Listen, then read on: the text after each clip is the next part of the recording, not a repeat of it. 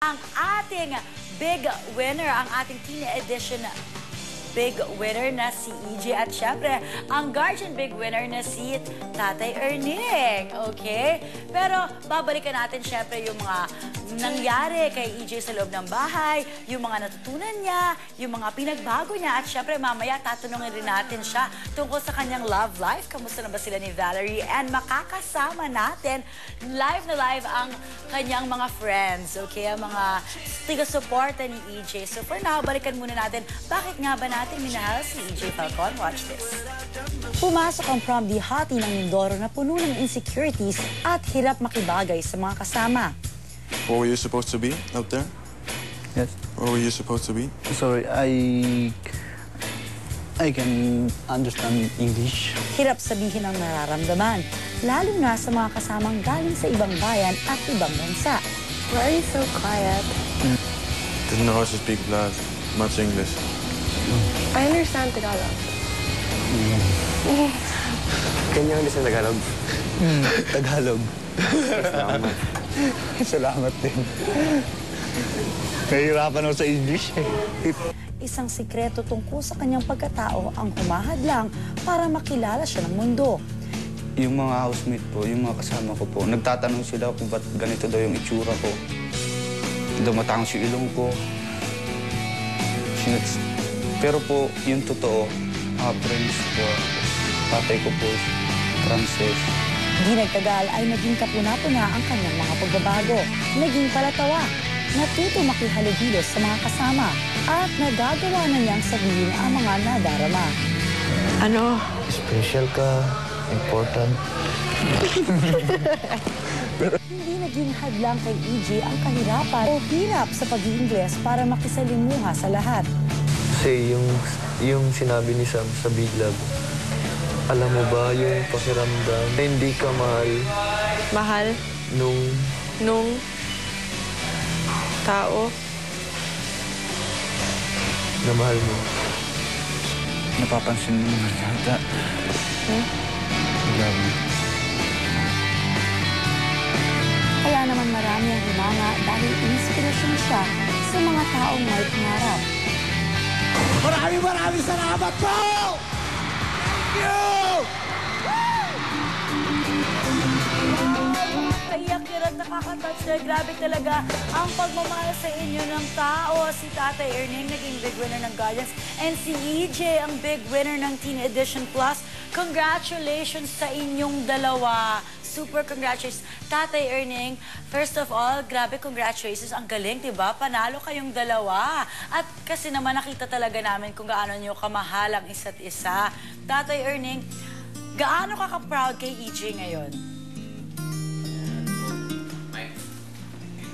Mas lalong tumibi po yung aming pagsamahan po. Mahal lang po niya ako, tapos ganun din po naman ako. Ganun po si sa akin. Oh, na-miss nyo naman po yung iba niyong mga kapatid ni EJ. Si EJ ang saya-saya, oh. Nami-miss nyo po rin ba yung iba niyong mga anak or magkakasama na kayo ngayon? Hindi pa po, dahil yung dalawa ko pong anak nasa Mindoro na po.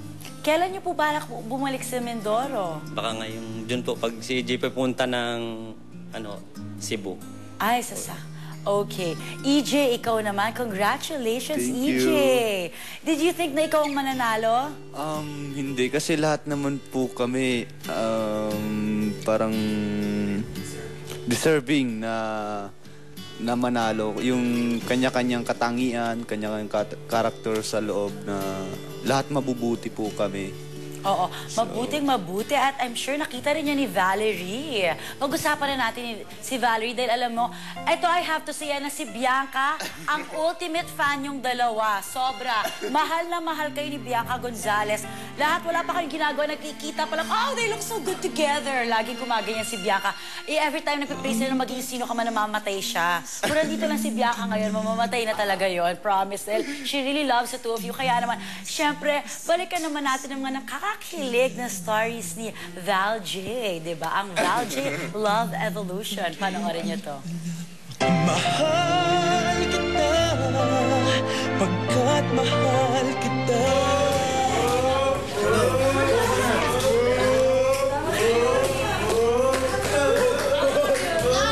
siya pang pinaka, siyempre naman lalaki pa ako, yung pinakamaganda. Doon sa lahat ng housemate na babae. Torpe yan. Torpe po ako.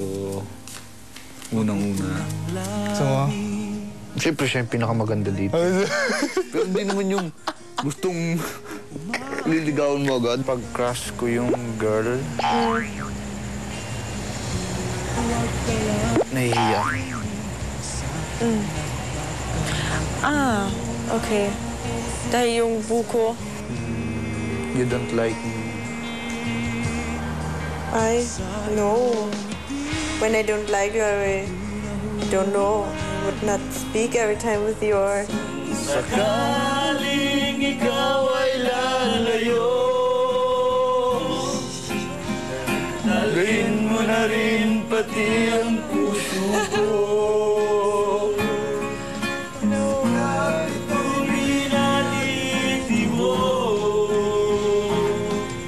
I love you. And Yes, but not from the first time.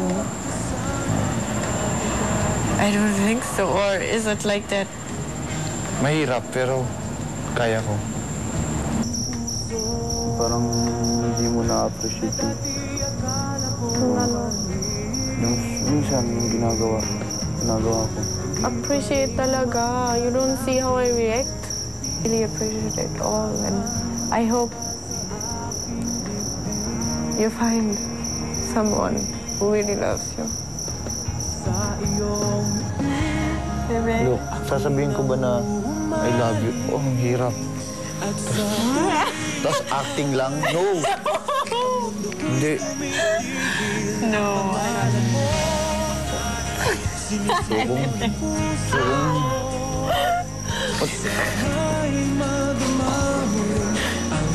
Bakit? Not yet. Wait. Here. Sasabihin ka? Huh? Ano?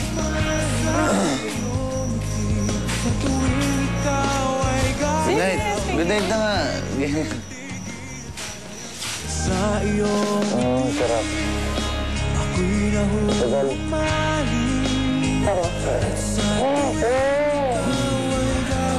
Good night. Para lang sa'yo ang awit ng ating puso.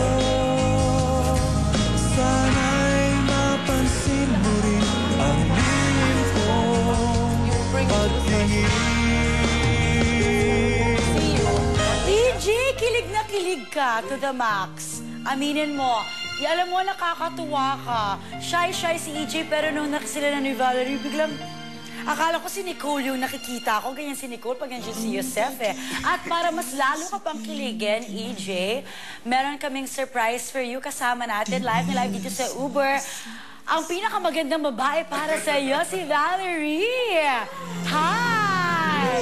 Oh my! Hi! Sorry, hindi ako makatayo. Baka mahulog ako.